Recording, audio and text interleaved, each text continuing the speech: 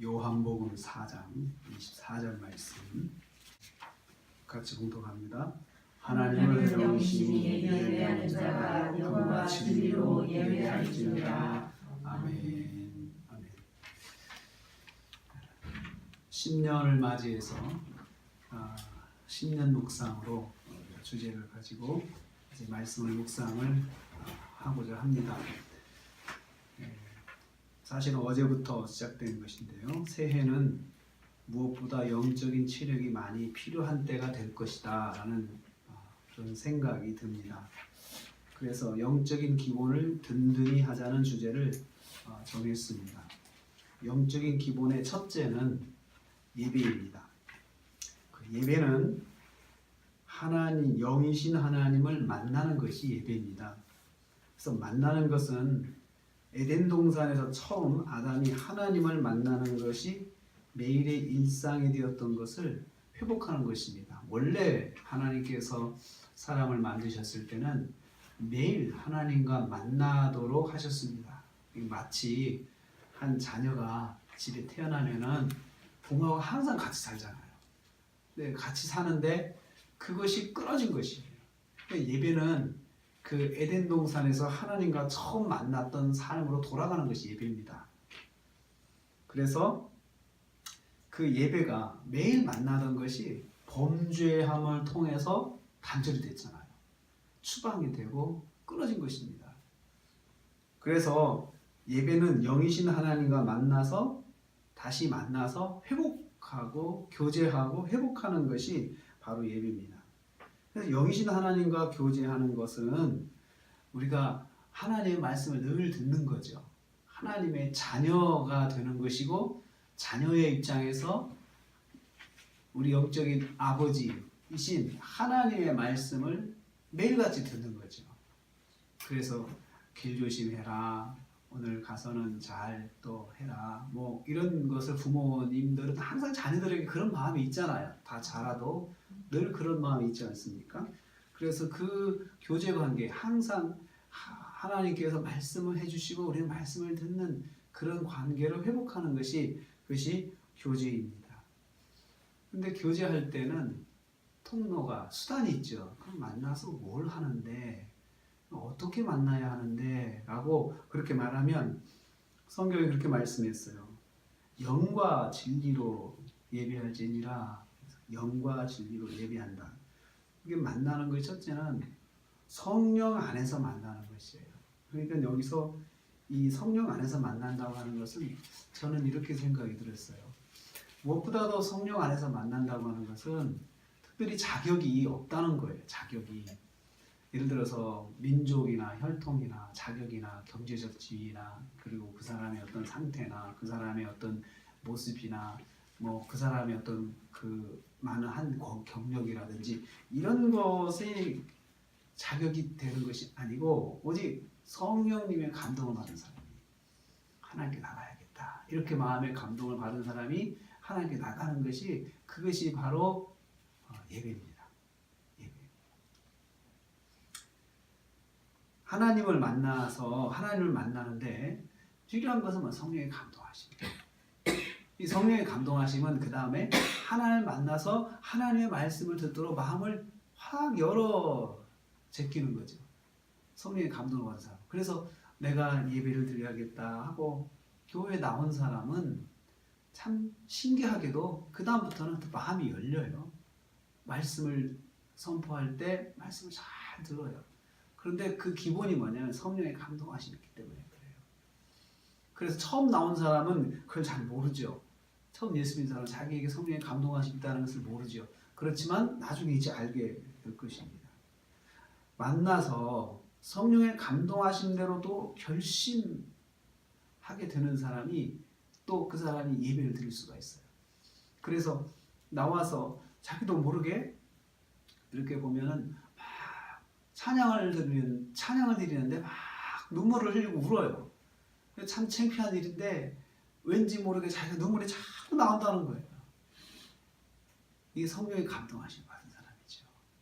또 말씀을 듣는데 자꾸 내 마음에 감동이 오고 또 말씀을 통해서 내 자신을 보게 되고 또 막 하염없이 눈물을 흘리는 분들이 있어요. 근데 그게 다 처음 우리가 예수 믿고 또 우리가 은혜 받을 때 다 경험한 거지 않습니까? 두 번째로 어떻게 예배를 드립니까? 어떻게 만나야 됩니까? 진리 안에서 만나야 한다. 영과 진리로 라고 해요. 진리는 하나님 말씀을 말해요. 말씀 안에서. 두 가지 의미가 있죠. 진리는 말씀이다. 말씀은 예수 그리스도죠. 그러니까 예배를 드릴 때 예수님 안에서 만나야 된다는 거죠. 예수님을 통해서 만나는 거예요. 사실 우리가 그래서 늘 십자가를 의지하고 나간다. 그런 말을 하죠. 예배를 드릴 때마다 회개하는데 그 회개의 핵심은 십자가의 보혈의 공로를 우리가 의지하는 것입니다. 십자가의 보혈의 공로를 의지하는데 늘 십자가를 의지해야 하나님과 제대로 만날 수가 있는 거죠. 왜냐하면 우리는 우리 자신의 원래의 모습들을 만날 수가 없어요. 그래서 십자가를 의지하고 나가서 십자가를 붙잡고 우리가 하나님을 만나는 것입니다. 근데 이때 하나님께서 말씀을 해주세요. 말씀을 해주세요. 그 말씀을 해주시는데 우리가 보통 주님의 음성을 듣는다라고 이야기를 하는데요. 예배를 통해서 하나님과 이제 만난다고 하는데 만나면 반드시 대화가 있잖아요. 대화가 있는데 사실은 하나님께서 우리에게 일방적으로 말씀하시는 대화를 듣는 것이 말씀을 듣는 것이 그것이 예배입니다. 진정한 예배입니다. 그래서 내가 하고 싶은 것보다도 하나님이 내게 말씀하시는 것을 듣는 것이 그것이 예배입니다. 근데 우리는 그래서 옛날에는 직접적인 선지자들의 예언의 말씀을 통해서 들었지만 지금은 성경에 기록된 말씀을 통해서 하나님의 음성을 듣습니다. 그래서 오늘 우리에게 주시는 하나님의 말씀이다 이렇게 선포를 하잖아요. 설교 말씀을.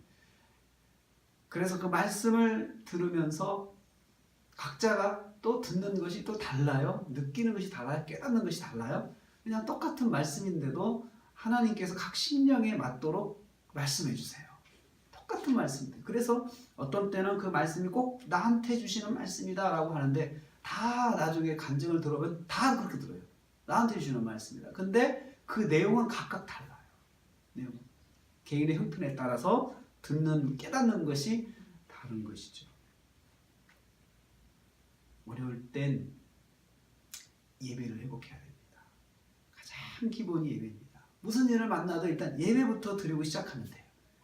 거기서 우리가 거기 헤쳐나갈 수가 있어요. 예배는 왜냐하면 하나님을 만나는 것이니까요. 그래서 교회가 성도들이 하나님을 많이 만날 수 있도록 일단 공예배를 만들어 놨어요. 공예배를 통해서 성도들이 습관적으로 하나님을 만날 수 있도록 돕는 것이 바로 공예배입니다. 공예배. 그리고 가정예배예요. 개인의 경건의 시간이요.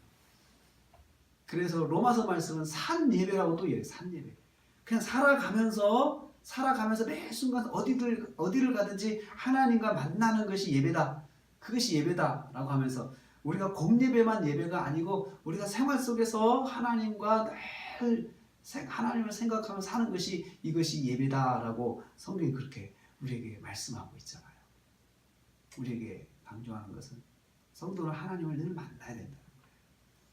늘 만나야 된다. 공적인 예배를 통해서, 개인적인 예배를 통해서, 또 생활 속의 예배를 통해서 하나님을 늘 의식해야 되고 이때 성령의 감동하심과 성령께서 말씀하시는 것을 감동을 주시는 것을 순종해야겠다라는 마음으로 그렇게 살아야 한다.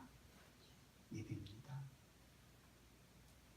우리가 금년에 무슨 일을 만날지 모릅니다. 작년 살아보니까 갈수록 세상이 험하지 않습니까? 그렇잖아요. 금년에 또 무슨 일이 일어날까요? 근데 그럴 때마다 마음이 무너져요. 참 내가 겪은 건 아니지만 참 마음이 무너질 정도로 참 험한 일이 많이 생기는 게 요즘 세상이에요. 그런데 그때 우리가 어떻게 우리 자신을 추스르고 어떻게 잘 설 수 있느냐? 예배를 드리셔야 돼요. 일단은 혼자라도 딱 성경을 펴고 찬송과 기도와 신앙 고백과 하면서 말씀을 보면서 그렇게 해서 딱 중심을 잡아놓고 그 사건을 바라봐야 되고 그리고 그 사건을 혹시 겪어냈을 때 그래서 거기서 하나님께서 내게 원하시는 게 무엇인가를 찾아갈 수가 있습니다. 예배를 꼭 무슨 일을 만나도 예배를 드리심으로 예배에서 출발해서 흔들리지 아니하고 넘어지지 아니하고 그리고 또 많은 그 세파에 이렇게 고통당하지 아니하고 승리하시는 저와 여러분 되시기를 주님의 이름으로 축복합니다.